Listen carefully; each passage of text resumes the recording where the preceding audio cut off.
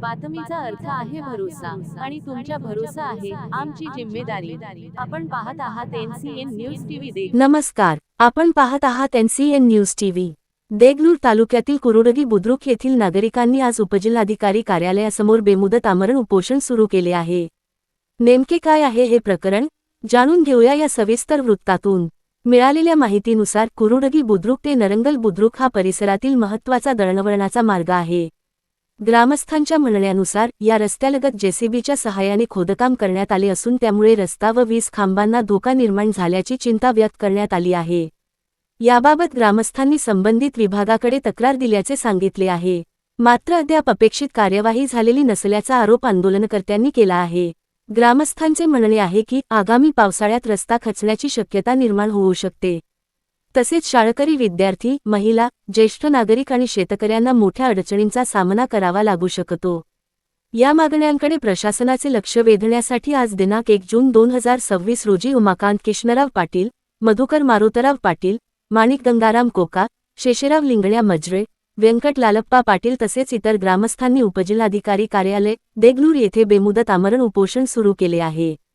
दरम्यान या प्रकरणी प्रशासनाकडून पुढे कोणती भूमिका घेतली जाते याकडे संपूर्ण परिसराचे लक्ष लागले आहे। या प्रकरणातील पुढील घडामोडी आणि प्रशासनाची प्रतिक्रिया मिळाल्यानंतर आम्ही आपल्यापर्यंत अद्ययावत माहिती पोहोचवत राहू।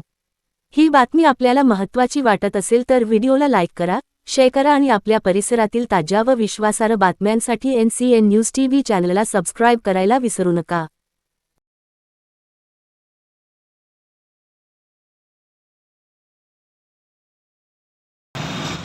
आज इथं मी आमच्या कुरुडगीचे चेअरमन मधुकर पाटील, उमाकांत पाटील व सर्व समस्त गावकरी रस्त्याच्या कामासाठी उपजिल्हाधिकारी कार्यालय देगलूर आमरण उपोषणाला बसलेले आहेत।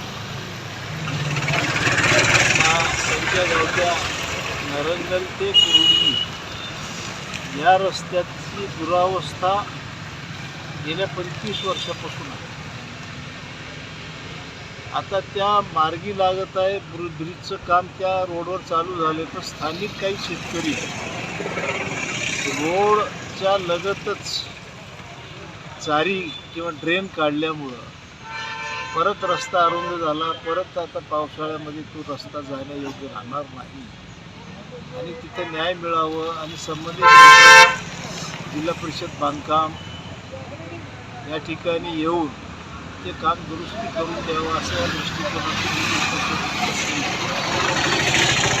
आत्ताच बोलणं झालं व्यक्तीने घोडकेसोबत या रस्त्याच्या कामाची दुरुस्ती उद्याला मी स्वतः येऊन यंत्रणा घेऊन करून देतो असं त्यांनी बोललं। पण ग्रामस्थाचं असं म्हणणं आहे की साईडवर जोपर्यंत ती यंत्रणा कामाला लागणार नाही तोपर्यंत आम्ही उपोषण सोडणार नाही। तर उद्याला ही यंत्रणा कामाला लागल्यानंतर सर्व ग्रामस्थ सगळ्या संबंधित यंत्रणांना कामाला लावल्यावरच उपोषण सुटेल असं त्यांचं म्हणणं आहे। आणि जे बसलेले आहेत हे न्याय हक्कासाठी सार्वजनिक कामासाठी बसलेले आहेत, त्या वैयक्तिक गावकरी कोणाचा फायदा हो अशा दृष्टिकोनातून बसलेले त्यांना न्याय मिळाला पाहिजे आणि बहुतेक न्याय मिळेल अशी मला आशा वाटते। जर न्याय मिळाला नाही तर आपण त्यांना पाठिंबा देऊन ते संपूर्ण काम न्याय जर नाही मिळाला तर आम्ही तर शेवटी कुरुडगीकरांच्या पाठीशी राहणारच आहोत। त्या यंत्रणेला आणि तो उपोषणाला बसवता एवढी ताकद आहे, काळजी करायची। नमस्कार, मी साखरे NCN न्यूज टीव्हीमध्ये स्वागत आहे। त्या कुरुडगी गावाचा हा विषय त्याच्या अगोदर सुद्धा NCN न्यूज टीव्हीच्या माध्यमातून बातम्या होता की कुरुडगी बुद्रुक ते नरंगल या रस्त्याची दैनंदिन अवस्था झालेली आहे। आपण वर्षाच्या 5 रस्त्याच्या पलीकडे त्या ठिकाणी त्या रस्त्याने फक्त आता ढोरं वासरं जाण्याऐवजी माणसं तर चढता येऊ शकत नाही, वाहन तर जाण्याची मोठी त्या ठिकाणी दुखापत होऊ शकते, एखाद्याचं जीवित आणि अपघात त्या ठिकाणी होऊ शकतो। रोड आणि तो नाला एकसकट असल्यामुळे रोड कुठं आहे नाला कुठं आहे पाऊस पडल्यानंतर समजणार नाही। अचानकपणे दुर्दैवी त्या ठिकाणी कोणाची घटना घडू शकते। त्याच्यासाठी आज आवश्यकता कुरुडगी गावातील नागरिक या ठिकाणी मधुकर पाटलासह संपूर्ण त्यांचे सहकारी उपजिल्हाधिकारी कार्यालयासमोर आमरण उपोषण करत आहेत की त्या ठिकाणी त्यांना न्याय मिळावा आणि ते रस्ता चांगल्या पद्धतीने करून देण्यात यावं. जे काही शेतकऱ्यांनी त्या ठिकाणी उत्खनन केलेलं आहे, जे नाला काढण्यात आलेला आहे, ते संपूर्ण नाला बुजून पाणी दुसऱ्याकडून काढून देऊन संपूर्ण रस्ता चांगला वहिवाट करून देण्यात यावा. याच्यासाठी संपूर्ण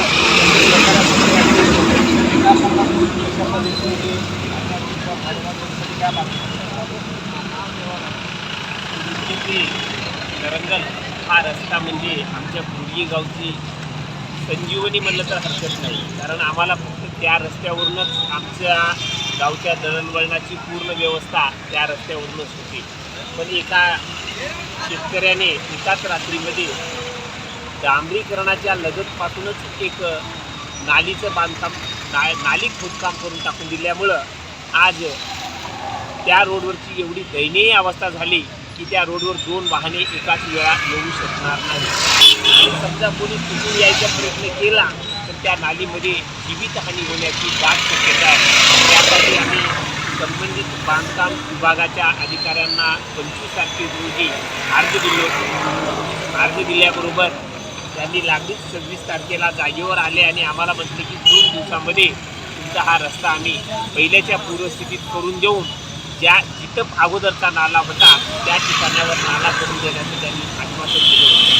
पण त्यांनी आजपर्यंत पूर्तता केलेली नाही. त्यासाठी संबंधित शेतकऱ्यासोबत तुमची बैठक गावकऱ्यांची चर्चा ग्रामपंचायतीने झाली नाही, बिलकुल आमची कुठेच चर्चा झालेली नाही. फक्त आमचं दूरध्वनीवरूनच बोलणं की आज होईल उद्या होईल हे म्हणता आम्ही जे अर्ज दिलो होतो त्या अर्जाची तारीख आली आणि त्या तारखे दिवशी आलोत आम्ही. जवळपास आज आमच्या गावामधले 100 ते 150 नागरिक इथं रस्त्यासाठी आलेले आहेत. पण त्यामध्ये 5 उपोषणकर्ते आम्ही इथं बसलेलो आहोत. आमचे ज्येष्ठ सहकारी उमाकांत किशनराव पाटील आणि आमचे शेषराव मामा मजरे आणि आमचे व्यंकटलालप्पा पाटील आणि माणिक कोकणीशाही हे आम्ही 5 जण आज सकाळपासून म्हणजे 11 वाजता जिल्हाधिकारी कार्यालयासमोर अमर उपोषणासाठी बसलेलो आहोत. आपण अमर उपोषणाला बसल्यापासून या ठिकाणी संबंधित कार्यालयाचे अधिकारी या ठिकाणी तुमच्यासोबत या विचारासाठी पत्रव्यवहार करण्यासाठी आले होते. कोणीही आलेलं नाही. फक्त फोनवरून त्यांचं बोलणं चालू आहे की साहेब मिटिंगला आहेत, नांदेडला आहेत, आम्ही उद्या करतो, असं तसं बोलणं चालू आहे. पण संबंधित कोणीही अधिकारी येऊन आमच्याशी भेटले नाही अथवा आमच्याशी चर्चा झाली. तुम्हाला पाठिंबा देण्यासाठी या ठिकाणी कोणकोणत्या पक्षाचे कोणकोणते कार्यकर्ते येथे आले? आम्हाला पाठपुरावा करण्यासाठी भारतीय जनता पार्टीचे सरचिटणीस भारतीय जनता पार्टीचे माधवराव मिसाळे गुरुजी, ताराकांत पाटील, अनिल पाटील खानापूरकर आणि पंचायत समितीचे माजी उपसभापती शिवाजीराव देशमुख बळेगावकर यांनी येऊन आम्हाला भेट दिली. आणि देगलूर महेश पाटील शिवसेना उभाटाचे उपजिल्हाध्यक्ष यांनी तर सकाळी आल्याच भेट देऊन गेले होते. येणाऱ्या काळामध्ये जर मागणी पूर्ण होणार नाही तर आपण या ठिकाणी काय करणार? आता आमचं आमरून उपोषणच राहणार, कारण ज्या वेळेपर्यंत नाला बुजवून नवीन नाला करून देणार नाही तोपर्यंत आमचं उपोषण चालूच राहणार.